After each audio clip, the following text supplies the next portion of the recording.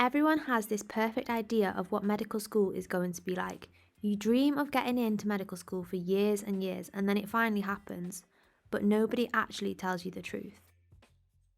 Hello everybody, welcome back to my channel.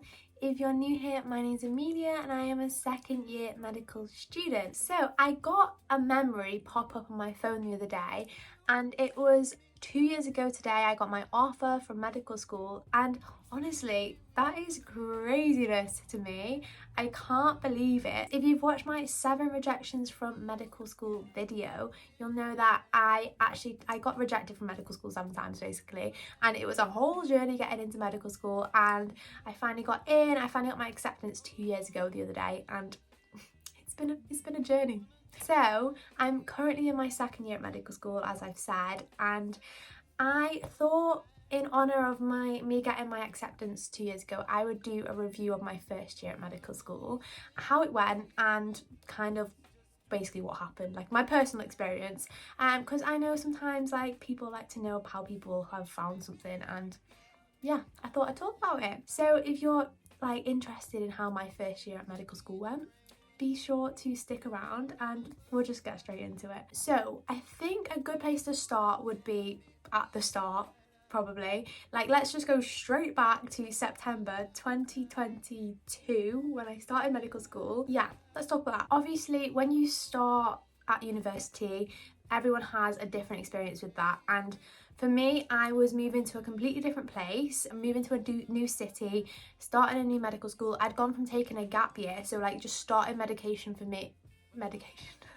starting education, making new friends, living with new people, getting used to not being around your family or whoever you lived with previously, getting used to fending for yourself. And that was just a lot of new things for me. Like, you know, if you have one thing that's changing, you can kind of keep up with it, or you've got another thing. But just my whole life had been picked up and moved to a completely different place. At the time, I felt like I was coping absolutely fine.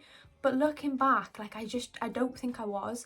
So that was the first thing for me that was quite of a standout thing. At my medical school, we didn't really get a freshers week, so obviously I moved into my accommodation, and literally like a day or two later, it might have been the day after, I started my first session. Like, it was introduction sessions, but I was still in university while all the other courses were still on the freshers week. They hadn't started their courses yet. It was fast pace. So I was trying to, like, you know, meet all the new medics and make friends with them, get to know the people I was living with and make friends with them, while like getting back into the swing of education and learning how to learn. And the gap from sixth form to medical school is quite big. But then the gap from taking a gap year, like, it's gone from 0 to 100. Like, obviously you've gone from doing nothing, no education, to like full education, like full education. It took me quite a while to settle in. I'm not gonna say I settled in straight away, because I didn't. Like, it did take me a while to kind of make friends. Talking about making friends, I made friends with the people I was living with a lot quicker than I made friends with people on my course. And at the time I just felt like, oh, I'm never gonna make friends with the medics kind of thing. But looking back, like, we were literally like a month in, and I'd only ever see these people in sessions, and then I'd see the people I'd lived with all the time. So it was not an equal comparison, because I was comparing people who I was spending all my free time with because I lived with them, to the relationships I had with the people that I would just see like a few hours a week. Medicine is such a good course in terms of, like, the cohort is so close. It is a lot closer than other courses, because we spend so much time together in comparison to other courses. And like the groups, you've got so many different groups, and you meet so many different people, and it is really good in that aspect. In my personal opinion, like, medicine as a course, it is easier to make friends than other courses, purely because you spend more time with them. But at the time, I felt a little bit like I wasn't making friends as quick as I was outside of medicine. And it's because it is more difficult initially to make friends in a professional setting. Like, if you think about it, when you're in work or in school, you kind of just make friends with people like gradually, it like kind of just happens, whereas people I lived with, like it happened so much quicker. At the start I just felt like I didn't really gel with any medics, but now like I'm so close with them. I got so lucky in first year because I met like the best people on my course who I'm like so close with, and I also like lived with the best people as well who I am still so close with and I live with now. So I got really lucky in that sense, and I obviously everyone has completely different experiences with that. Everyone has completely different experiences with like who they live with and stuff like that. But one thing I would say is do not be scared of making friends, because you will make friends. Even if you don't make friends with people on your course, you will make friends in some way, shape or form, because there's so many people in such a like small area. There has to be someone for you. There 100% will be. But I think I found the education part most difficult. Can't even describe it, but it is literally something like you've never done before. I spent months and months and months doing the work, and for some reason it just would not stick in my brain. Like I have no clue what I was doing, and I don't know why I was doing it for so long, but like it would take me about triple the time it does now to do the work, and I would have nothing to show for it. And it was the most frustrating thing ever, because I always felt so stupid. Go to PBL, and PBL is where you bring knowledge, and they'd be asking me questions and I'd be like, I don't know, I did this last night and I've already forgotten it. And the retention just was not there. My brain was not retaining any information. Still to this day, I do not know why. I don't know if it's maybe because I had so much going on and so many new people, and like my brain was like kind of not in the right mindset to be learning information. Like I don't know, or maybe it's because I'd had a year out of education, and it was frustrating more than anything because I'd spent so much time doing work and I'd never have anything to show for it, and I just always felt so stupid. It then came to like my December mock, and this was my very first mock. I'd done like end of block mocks after every block we did, and I didn't do great on them, but people were like, oh, don't worry about it, it's not really anything to stress about. And I was like, yeah, it's fine.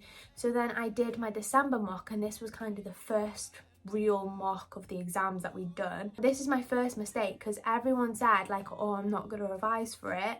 So I thought like, oh, okay, nobody's revising for it, like maybe that's just what like happens. And like the one thing at medical school is when people say they are not revising, they are. Everyone revises and they don't want to seem like they're trying too hard, and I don't know if it's because they don't want to, like they're trying to be humble maybe and like play down what they're doing so they don't seem like too cocky, I don't know, or whether they don't want to seem like they're trying too hard, like I don't know. But if anyone ever tells to you that they're not revising or they're not doing any work for anything in medical school, like genuinely they are. Didn't really do any revision. Like I kind of looked over some notes, but apart from that I was like, yeah, this is what we're doing, we're not really revising. And that's my own accountability. Like I should have revised. No revision combined with not really learning the right way for the past 3 months. The exam went horrendous. I got back after Christmas and I got my results from the exam, and it was awful. It was absolutely horrendous. I literally got like 20% in that exam. That is the worst exam I have ever done in my whole life. Obviously, if you're doing medicine, like you are smart to some degree. So I went from being like one of the smartest people at my school and like getting good grades and doing quite well to literally doing the worst in this exam. And I remember feeling so down about it. I'd ask everyone their scores and they'd tell me, and they'd be like, oh, I got this, I got that. And like even the people who felt like they hadn't done too well, like I knew nobody who would done as bad as me. I was like, I cannot do this, like there's no chance I'm gonna be able to pass this. And I said to all my family, like, just so you know, like I'm gonna fail this year, like I'm not gonna be able to pass. And I don't think they really believed me at the time how bad I was doing, but it was not good. I said I didn't really revise, and like that was kind of my own fault. Like I shouldn't have been thinking just because somebody is or isn't doing something that should impact me and whether I do or don't do something. But even if I did revise at that time, I still wouldn't have done well.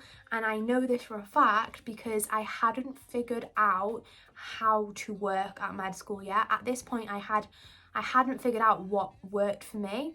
And I think that was the main issue, and that is why I did so bad, because I basically went into the exam with no knowledge because I knew nothing. At that point, like, I didn't know that, I didn't realise that, I just thought, oh, I'm not smart enough to be here. And to be completely honest, like, this is where the imposter syndrome comes in, because for the next like 6 months, spoiler alert, but I literally spent the next 6 months feeling like I just was not good enough for medicine, like this wasn't for me, and I'd made a massive mistake, like I shouldn't be here, this is not my place, and I'm not smart enough. In January, a lot of stuff went down in my personal life, and that was like the cherry on the cake, to be honest, because I was literally like having a massive flop at university, and then on top of that, like, my personal life was going crazy as well, and it just was not good from either angle. I was not doing great. I just did not do any med work really for 6 weeks because I just couldn't, like, I was not in the mental space to be doing it. I remember specifically being at my nan's house and I was watching this lecture and I was literally just staring at the screen thinking about like everything else because I had so much going on in my head. Like, I was not in the mindset to be doing medicine. So I basically had, at this point, 5 months of work to do. 5 months, because the first 3 months I didn't do it properly, I didn't learn it because I didn't know how to. The last 2 months I didn't do the work because I had so much going on in my personal life. So at this point, I was like, do you know what? This is either going to go one or two ways. I'm either going to fail a year or I'm going to have to work really, really hard and somehow pull it out the bag. I was like, do you know what? I'm not going to be able to pull it out the bag, but if I don't try to, like, what is the point of me even getting in to start with?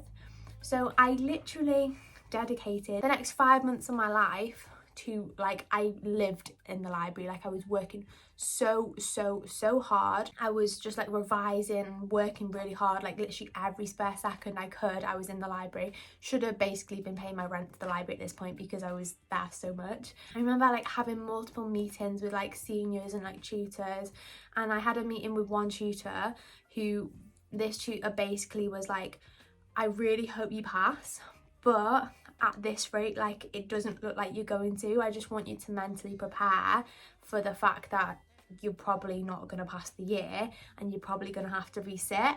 And I was literally like, at that point my heart sank because I was like working so hard, and the last thing I wanted to do at this point was resit the year because I'd already like been rejected from medicine to start with, and then I'd taken a year out, and then I didn't want to do another year. Like, this was like the last thing I wanted to do at this point. And in hindsight, resitting the year is not the end of the world. Like, it happens, loads of people do it, and it's just one of those things.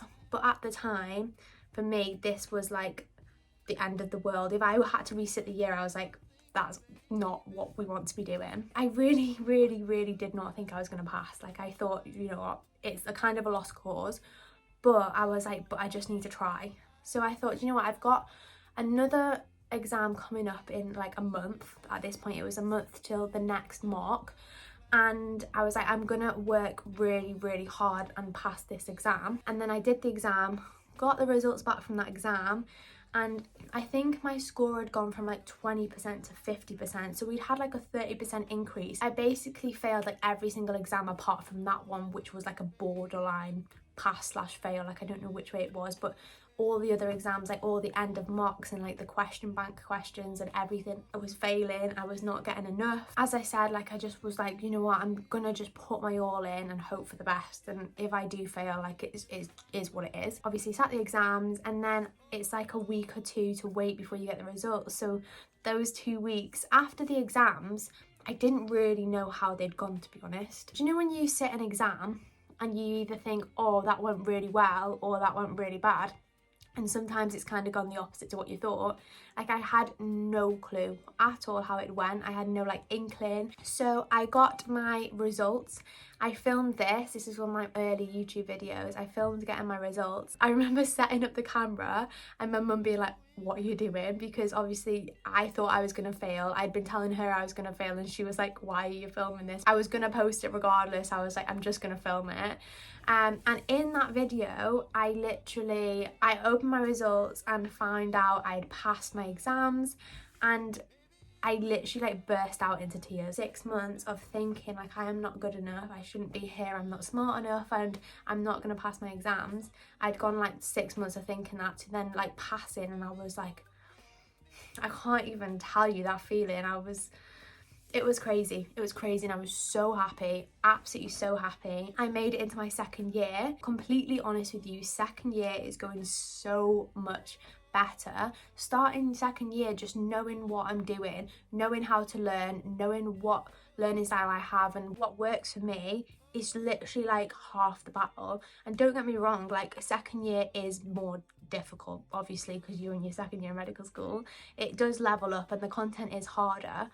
But I think because I found first year so hard for so many different reasons, I feel like second year isn't as hard as I thought it was going to be, just because I found first year so difficult. So that is my experience with my first year at medical school. It was definitely a roller coaster of a journey, and I think it's important to kind of put that across, because everyone has this idea of medical school and it's like glorified and it's, you know, straightforward, and it's not always like that, because you have like medical school and then you have your life as well, and it's really important to remember that, because you know, you have stuff going on in your life and you have stuff going on in medical school, and then when they all start going like at the same time, it makes it really tough. One thing I wish I would have knew at the start when I was going through this in my first year is like there was other people going through it as well, and you just don't know, you don't realise, because nobody talks about it.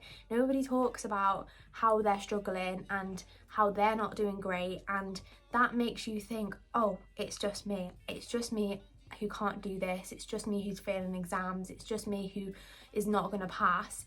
And the reality of it is there's a lot of people who feel like that, and there's a lot of people who feel like they can't do it, who feel like they shouldn't be there, and who aren't doing that great in their exams.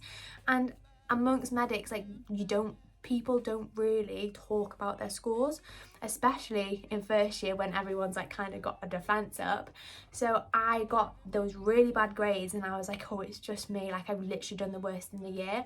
And like being in my second year now, having like a bigger network of people to speak to, I've spoken to people who actually got similar scores to me, and if I would have known that at the time, I would have thought, you know what, I can do this, like I can do this fine.